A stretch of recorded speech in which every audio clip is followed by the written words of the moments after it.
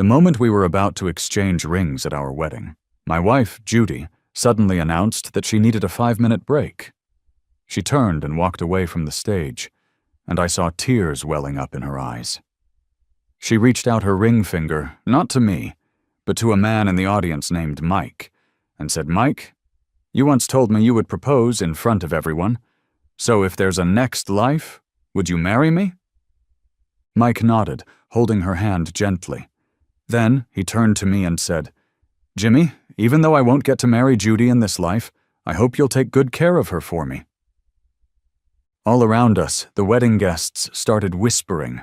I stood there, watching my bride in a deep kiss with another man.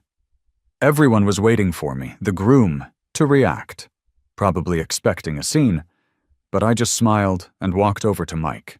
I took the boutonniere from my lapel and pinned it to his chest, saying, "Why wouldn't there be a chance? If you both can't let go of each other, then I'll make it happen."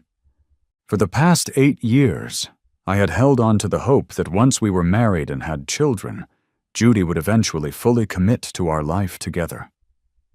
But seeing her now, the woman who was supposed to promise forever with me, kissing someone else with such passion, shattered that hope. No matter how hard I tried to control my emotions, my heart ached terribly. Suddenly, I felt like I couldn't hold back anymore. Because of what I said, Mike clutched his chest, breathing heavily. Judy looked at him with worry and quickly supported him. Realizing he might be having a heart attack, she rushed him towards the hospital. As she left, she even cursed at me, calling me petty and cruel, saying that something that could have been resolved in 5 minutes, I had blown way out of proportion. Neither of our parents could stop Judy. I was left to face the anger of everyone else. The officiant, who had the congratulatory speech ready, looked at me awkwardly. My mom was crying and hit me, demanding that I go back and bring Judy. My dad just snorted and coldly told me to handle it myself before pulling Mom away. My mother-in-law, who already didn't think much of me, criticized me coldly. She called me a bumpkin who had never seen the world and lectured me that if I wanted to marry into their family, I needed to swallow my pride and not embarrass my wife in public. For the first time in 8 years, I truly understood that my feelings might never be reciprocated. I realized that the role of son-in-law was one I no longer desired. They all left with the remaining guests, telling me to go back by myself and think about what happened. I watched as everyone disappeared, leaving me alone in the silent, empty hotel. Outside, a sudden downpour began. Once Judy's parents and everyone else had left, my parents drove up. My mom rolled down the window. Seeing them, all my pent-up humiliation burst out. I hoarsely called out, "Mom!" and reached for the car door, but then I heard the lock click from inside. I stared at them, bewildered. My mom, looking disappointed, scolded me. "I told you before, but you didn't listen. Now listen to your mother-in-law and think. Figure out a way to get Judy back. After all, you saved her life. No matter what, that can't be surpassed." "Mom, how could you say that?" I asked. But my mom ignored me. She closed the window and the car sped away. I watched the car's taillights grow smaller and smaller, and my heart grew colder with each passing moment. The wedding was at a resort halfway up the mountain, and there was no phone signal to call a taxi. A kind waiter handed me an umbrella, looking at me with sympathy. After thanking him, I opened the umbrella and started walking down the mountain, my left leg aching more in the rain. The rain soaked me through, making me feel cold to the bone. Finally, I got a phone signal, and countless messages popped up, all from Judy. Every word questioned why I had to make such a big deal out of things, especially after she explained that she only saw Mike as a brother. I ignored them all. Then, a video came in from an unknown number. In it, Judy was holding Mike's hand as he underwent a checkup. Her lips repeatedly kissed his fingers as she tearfully begged him to be okay. It reminded me of when I got hurt saving Judy. My left leg was still recovering when I slipped in the bathroom and hit my head on the sink. Groggy and disoriented, I instinctively called her for comfort, but her response was cold, saying she wasn't a doctor. So what could she do about it? I was hospitalized for half a month, and she never came to visit. Later, I learned that on the day I fell, Mike had cut his hand while cooking. The doctor said it might scar, so Judy, feeling down, had taken out her frustration and worry on me. I chuckled to myself, thinking I had woken up to reality way too late. It had led me to this humiliating situation. While trying to hail a cab, Judy's call came in. Angrily, she yelled, demanding that I apologize to Mike for causing his heart issue. Struggling to keep my thin umbrella steady, I calmly said, "I'm still at the hotel." Just as the words left my mouth, thunder cracked the dark sky. Judy, sounding concerned, asked, "It's pouring outside. They didn't take you home? I'll come get you." Mid-sentence, Mike's guilt-ridden voice interrupted, asking if I was mad because of him, stating that he should have just died abroad. Judy quickly comforted him and then channeled her anger back to me, claiming it was my fault and asking what my problem was when it was only a 5-minute thing. That snapped something inside me. Curtly, I replied, "Let's get divorced. I'm not apologizing to Mike. The mistake isn't mine, it's yours. If they can't let each other go, why come to me? She was the one who confessed, the one who wanted us together forever, and that's why I chose her so firmly. 8 years! Are their feelings worth more than mine?" After hanging up, I quickly flagged down a taxi. Sitting in the cab, I got another message from Judy. "Jimmy, if you mess up, admit it. Do you really think any woman would want to be with a worthless guy like you apart from me? Let alone the fact you went out of your way to save me just to make me feel grateful." I stared blankly at the text. I thought today couldn't get any worse, but clearly I was wrong. I rolled down the car window, letting the cold wind hit my face. My left leg was so painful it was almost numb. With a bitter laugh, I asked the driver to take me to the hospital. I was still in my muddy groom's outfit when I entered the hospital lobby. A nurse asked if I needed help with my bad leg. I calmly told her my leg condition had flared up again. Upon hearing this, she rushed me up to the 3rd floor. The doctor frowned at me. "Your injury was severe, yet you recovered enough to get out of a wheelchair. Quite a stroke of luck. Why on earth would you neglect it like this, getting wet and cold walking so far?" Faced with his concern, I could only manage a helpless smile. Seeing this, he simply mentioned they would arrange surgery as soon as possible. Lying on the operating table, I recalled the doctor's words. Though he prioritized replacing the metal plates, he warned that if the bone damage was severe, amputation might still be a possibility. I ended up calling Judy. As soon as it connected, Mike's voice came through, apologizing. Judy quickly grabbed the phone, scoffing, "Jimmy, now you realize you're wrong, but it's too late. After what happened to Mike, unless you come and apologize to him right now, I won't forgive you." I swallowed back my words and turned to the doctor.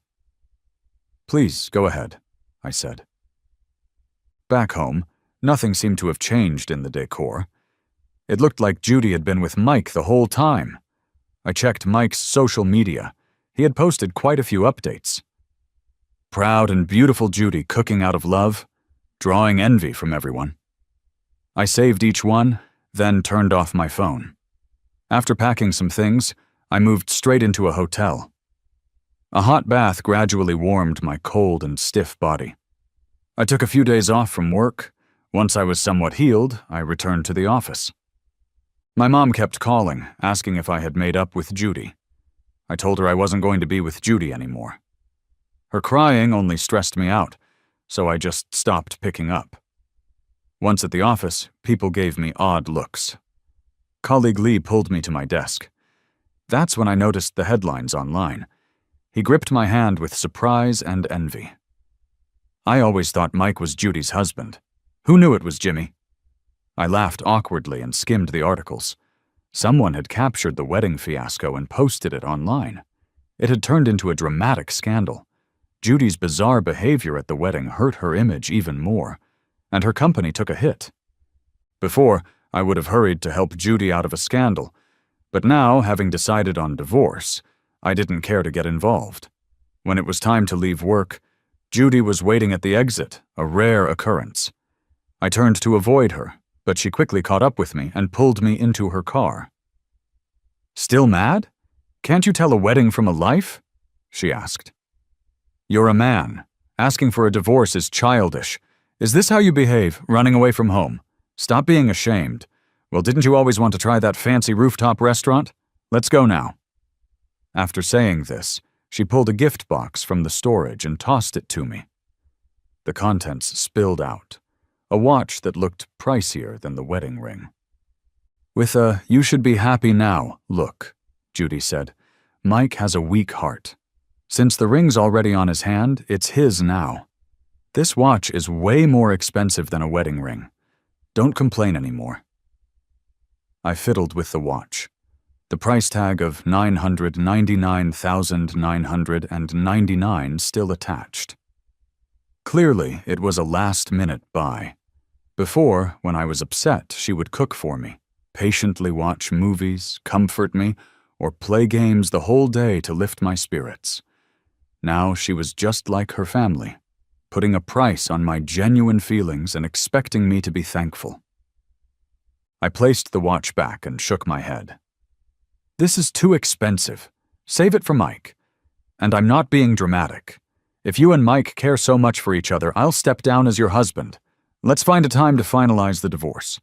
We had already gotten our marriage certificate before the wedding, so now we would need divorce proceedings. I had overheard her, Mike, and some friends at a dinner party. Someone jokingly asked why the heiress was with someone as ordinary as me. She casually fed a grape to Mike, joking, "I can't say I love him, but Jimmy did spend 8 years with me and injured a leg to save me. It'd be a shame not to marry him. It's just a title. It doesn't matter." To her, our marriage was some kind of charity. But for me, it was all about love and sincerity. Now that I didn't love her anymore, I couldn't care less about the title. I thought by leaving them to be together, she would be glad. Unexpectedly, she turned scarlet with anger and slammed the steering wheel. "Jimmy, do you even hear yourself? You've spent years pleasing my parents like a lapdog, acting like your leg hurt to remind me of your life-saving favor. Wasn't it all to be my husband? And now you're talking about letting go? How ridiculous. Just because the wedding didn't happen, we can always reschedule. And who's to blame? I agreed to marry you. It was just about fulfilling an old promise to Mike. You didn't have to throw a fit." She always accused me of faking my leg injury to make her feel guilty. But back then, she was drunk, surrounded by thugs. I shielded her with my body and took a beating for her safety. She went to the hospital, stayed through rehab, and even cried, saying she wouldn't marry anyone else. She knew all this. Just after Mike got back, she regretted it and blamed everything on me. She slammed on the horn, making it blare sharply. If she had been this mad before, I would have already apologized and explained.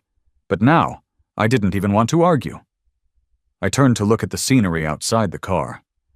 After a while, maybe because she didn't get the submissive apology she expected from me, she turned to me and called out, "Jimmy!" I closed my eyes, not responding. The GPS kept updating the traffic conditions. When we were 0.2 kilometers away from our destination, her phone suddenly rang. Mike was on the line, panting, saying his heart was acting up again, like he was dying or something. Honestly, I was tired of hearing it, even if he wasn't tired of saying it. Ever since he came back to the country, every significant holiday, his heart would act up. Anyone with eyes could see he was faking it, but sadly, Judy couldn't. I was the first to speak up. "Just drop me off at the next intersection." Judy looked at me, startled. "You're not mad? Not insisting on going with me?" I shook my head. I used to dislike her being alone with Mike, so I'd suggest going with her to see him. Back then, she'd insult me, calling me dirty and petty, and telling me to learn some decency from Mike. She furrowed her brows. and her phone kept vibrating. The car soon reached the intersection. As I opened the door to get out, she grabbed my wrist, looking at me with a complicated expression. "I'll check on him and come back to take you out for dinner. Rest assured, this position is yours. Don't be mad." I'm not mad," I dismissed her, trying to pull away. She tightened her grip. "Jimmy, you're different now. Not jealous anymore, huh? What's there to be jealous of? Mike treats you like a sister. It's normal for him to reach out to you first, isn't it? Go on." I smiled, pried her hand off, and got out of the car. I took a cab back to the hotel, had the buffet, and then went straight to sleep. Half asleep, Judy called to explain that Mike couldn't be left alone, and she couldn't take me out for dinner, telling me not to wait for her. "I've already eaten," I mumbled. There was silence on her end. Then she gritted her teeth, asking, "Do you really have to be like this?" I mumbled a yes before hanging up and going back to sleep. It wasn't until the next day that I saw her text, warning me not to play with fire. Back at the office, I finally understood what she meant. The projects I was handling had all been transferred to Mike. He was now our new team leader, always smiling as he assigned me all sorts of menial tasks. Judy would always join him for lunch, and when she saw me, her eyes were ice cold. Judy's scandals online kept escalating. She wanted me to attend a press conference on Monday to help clarify that Mike wasn't some kind of lover, accusing me of interfering with her relationship with Mike when she went abroad, and forcing her to marry me by pretending to be hurt. She put it nicely, saying I'd still be envied by everyone. Just endure a little bad reputation first. This storm would blow over, and Mike wouldn't be affected. She claimed all this was because of my demands during the wedding, and I should bear the consequences. Of course, I refused and blocked her. But then Judy's parents came to me, warning me that I better do as they arranged and not act recklessly just because I saved Judy's life. I gave them the same treatment, blocking them as well, and I directly quit the company. I wasn't lacking in skills and had quite a few companies reach out before, but now, as I contacted them, they all seemed wary. I knew this was Judy's doing, forcing me to agree to the press conference. But this time I refused to give in. After another failed job application, a past client reached out. They had a new overseas operation that needed manpower, offering pay no less than what I earned now, but the job was abroad. They asked if I was interested. Since I'm an only child, I hesitated, thinking about my parents, telling them I'd consider it first. Back at the hotel, I got a call saying my mom's headaches were acting up again. I immediately took a cab home. As soon as I walked in, Judy was there too. My mom took my bag, looking completely fine. I stared at her, knowing I had been sold out by my own parents once again. At dinner, Judy sat next to me, continuously placing food on my plate. The three of them acted so harmonious, like they were the real family. My mom kept praising Judy.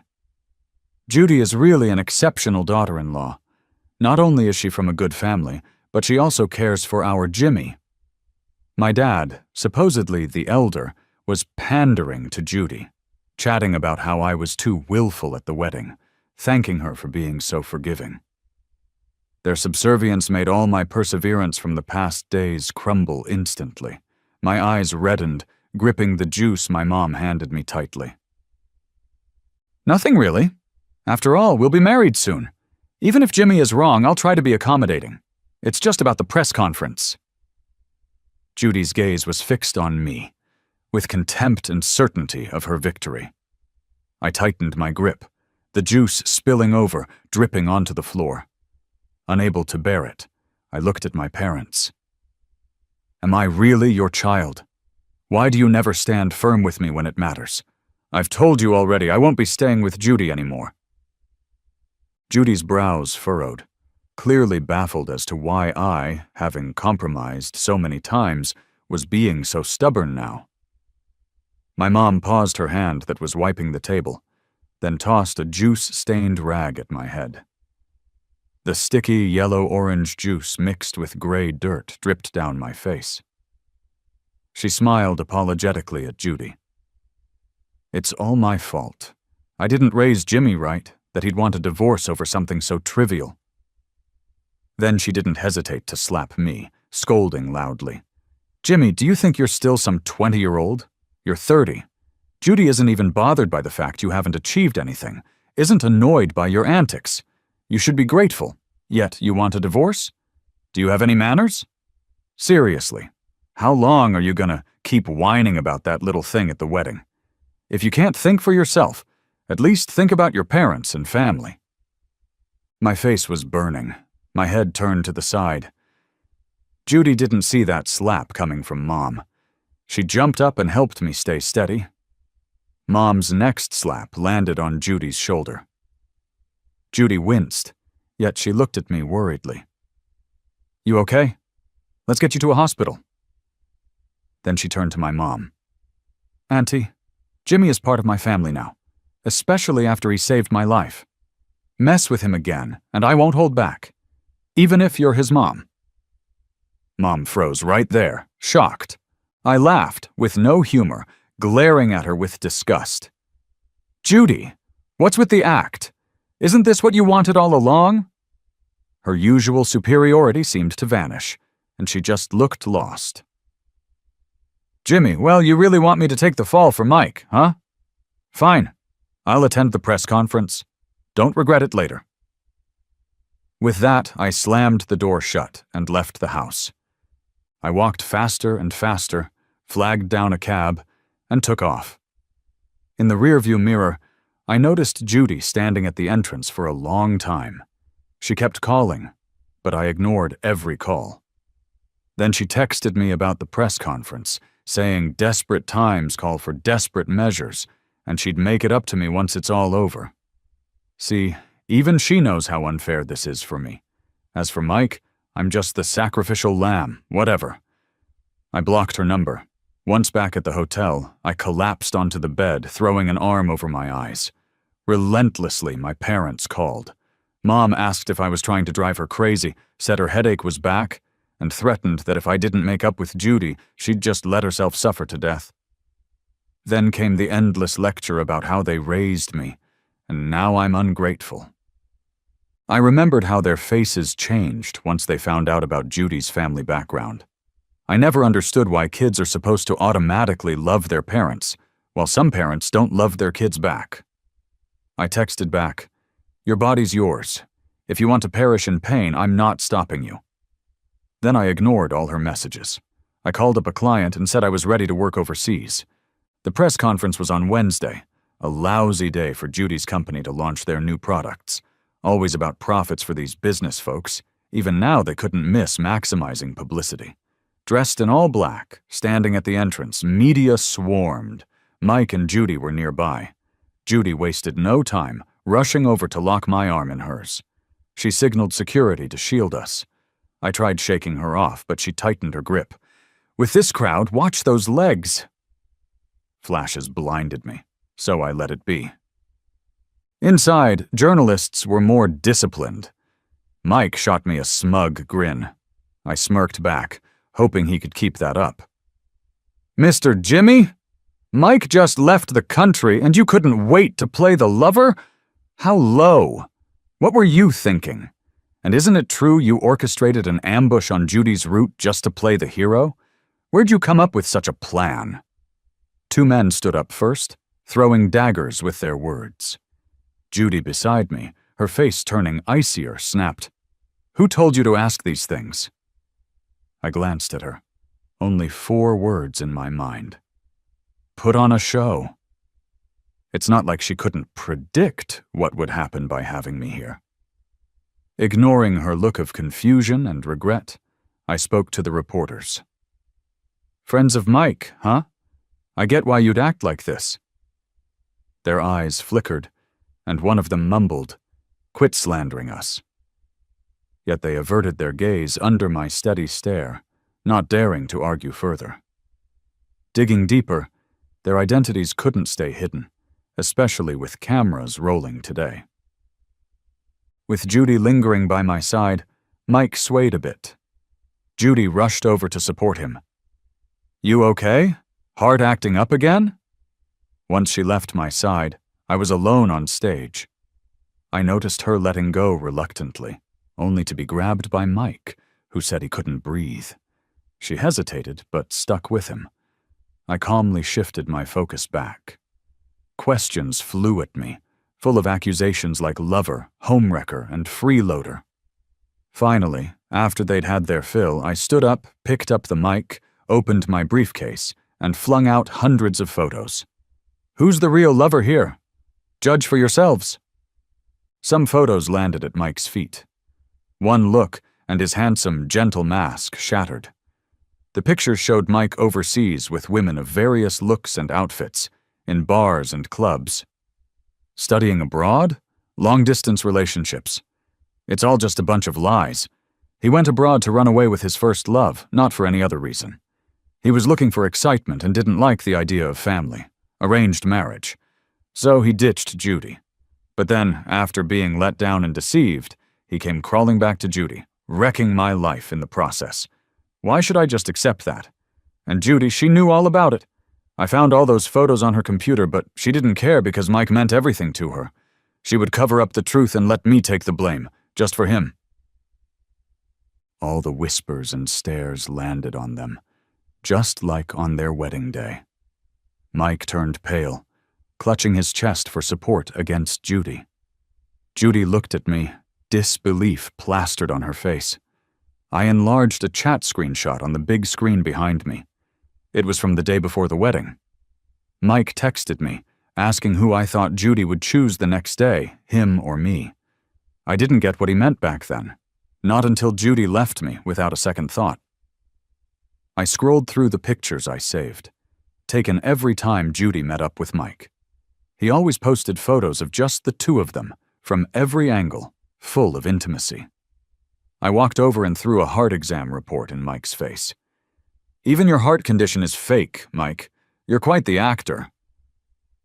He furrowed his brow immediately, looking flustered. Jimmy, I don't know what you're talking about. I know you've always envied Judy's affection for me, but you shouldn't forge these things to frame me. What a drama king. I was done talking and said, whether it's true or not, someone will dig into it. After all, the reporters from major platforms here don't mess around. His face twitched, and he immediately covered his mouth, pretending to cough. Surprisingly, Judy didn't rush to his side this time. Instead, she hurried up to me. Cheating, affairs, white lies. Her reputation was shot, along with the product launch. The company would surely take a huge hit. I thought she was coming to settle the score, but she clutched two photos tightly instead. In them, she was wrapped in a towel, held by Mike. Another featured a private box where she and Mike shared a passionate kiss, eyes closed with trembling eyelashes. She grabbed my arm. Jimmy, how did you get these photos? This is not what you think. I laughed and shrugged her off. Oh, really? Did someone force your head to kiss him? I always thought she could see Mike's posts too, but clearly she had no clue. No wonder she could boldly tell me it was nothing but a minor issue at the wedding. The place was chaotic. Satisfied, I nodded, flashed a cruel smile at Judy, and raised my voice so everyone looked my way. As for myself, I switched the big screen from chat logs to the divorce papers. Starting today, Judy and I are no longer married. Judy was frozen in place, staring dumbfounded at the divorce papers on the screen. The reporters clutched the photos I threw out earlier and were snapping away at the screen. The focus of the interviews shifted entirely to Judy and Mike. Meanwhile, I pushed through the crowd and made a stylish exit. As I reached the door, I could still hear Mike yelling in fury, "Judy!" Trapped by the crowd and unable to catch up with me, Judy cried my name, begging me not to go, to hear her out. I didn't even glance back. I had just flagged down a cab and was about to leave when Judy's parents showed up, demanding to know what I had done. I grinned brightly. Just a little token of appreciation from me. The incident at the launch went viral. My parents kept calling, asking if I had lost my mind, wanting a divorce from Judy, and urging me to cooperate with the company's crisis PR. I thought they were just talking nonsense. I had finally figured it out. As an only child, I gave up too many opportunities to stay by their side. I always believed my parents couldn't be wrong, that they loved me deep down. But now I saw the truth. There really are parents who don't love their kids. They raised me, but never gave me the unconditional love or protection parents should.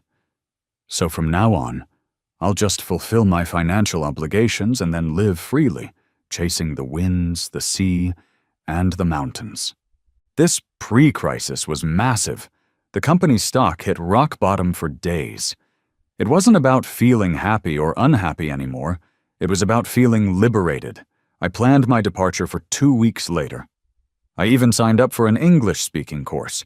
I thought with everything going on, Judy wouldn't have time to bother me. But a week later, as I was leaving my class, I spotted her waiting outside. She looked thinner, wearing the blue scarf I had hand-knit for her birthday last year. Before, I'd save up for months to buy her clothes and bags, but then I realized what seemed precious to me was the cheapest in her closet. So last year I saved up for 3 months and spent almost as long learning to knit a scarf, hoping she'd feel my love more. But when I gave it to her, she barely glanced at it before tossing it in the closet's farthest corner. I wanted her to try it on, but she just stared at my hands, pricked with needles, and frowned. "You didn't knit this yourself, did you? Jimmy, you wouldn't do something so silly, would you?" I quickly hid my hands behind my back, feeling dejected. Of course not. Seeing me eye her scarf, she deliberately adjusted it, revealing the white crane embroidery with her name. "Jimmy, does it look good?" "I thought you threw it away ages ago," I responded blandly, turning to head back toward my current hotel. She followed me into the narrow hotel, hesitating before she spoke. "You still have an injury on your leg. How can you stay here if you're out of money? I can help." I cut her off. "Have you forgotten? You ruined the product launch, you ruined yourself, you ruined Mike." "Jimmy, I thought it through. It wasn't your fault. If you come back with me and apologize to my parents, I promise you'll be my only husband." I almost laughed in disbelief. I had already printed the divorce papers, and she still thought I wanted to marry her. "I think you missed the point. The thing is, I don't want you anymore," I said. "There's no way I'm going back with you to apologize." She frowned, her eyes turning red, and moved to hug me. I stopped her with a cold stare. "Jimmy, you never used to say such hurtful things to me. You're mad at me, right? I can explain." While speaking, she pulled out a stack of photos from her bag. Ignoring her, I focused on boiling water in the kettle. She followed me. "This kissing picture, Mike lost a dare. There were too many people watching. I couldn't embarrass him. And this one," she continued, "it was raining heavily that day. My clothes were soaked. At the hotel, he suddenly didn't feel well. I went to support him. That's why we ended up hugging. And there's this one." The water went from boiling to cold. She still had many photos in her hand, her voice getting lower, almost tearful. I looked at her. "Do you want to keep talking?" Clutching the photos, she closed her eyes in pain. "Our family's arranged marriage. I backed out because I liked you. I turned him down when he confessed because of that, so he left the country out of spite. Jimmy, we owed him back then, but I'll keep my distance from him now. You'll understand me, right?" Her words surprised me. The first time I met Judy was at a college performance. My parents were strict about money. By freshman year, they cut off all my living expenses. No matter how much I worked, I often went hungry and couldn't afford a $300 performance outfit. At my wit's end, she handed me the outfit and said, "We couldn't let one person affect the whole class." That's when I noticed her. But Mike was always around, so I kept my feelings hidden. Little did I know she liked me too. What I felt then was nothing but disgust. I smirked. Did you think I'd be touched hearing this? Please, all I feel is disgust. These are your choices. You could make things right with him in any other way, but you chose to walk all over me. We're done. I'm not going to forgive you. I pulled out the divorce certificate. She looked at me, eyes wide and full of disbelief. Impossible! We haven't even signed. 3 days after the launch, Judy's parents confronted me. They called me uncultured and low class. They pulled strings to end our marriage. I guess she realized this too, as she slumped against the door. So you're not coming back, right? No. When I left, I told no one. But as I was about to board the plane, Mike came rushing at me, yelling for me to die, a knife in his hand. He screamed that I took Judy away. He asked why she wouldn't accept him, even after he broke us up. I couldn't dodge in time. In a split second, a familiar figure pushed me away. The knife stabbed into Judy's abdomen. Blood drenched her light blue down jacket. Instantly, airport security subdued Mike. Someone in the crowd called the police. Watching her fall, I felt calm. The boarding announcement sounded. I held the ticket in one hand, while her grip tightened on my wrist. Pale-faced, she begged, "Jimmy, I'm really sorry. Please stay." Her desperate tugging made her bleed more. I had no feelings left for her, but didn't want that guilt on my conscience. I took off the scarf I had knitted for her, pressed it on her wound, and calmly dialed 911. Then, I pried her fingers off one by one. "Judy, you're really annoying like this." I handed her over to the airport staff and walked away without looking back. Because of what I said, Mike struggled for breath, clutching his chest.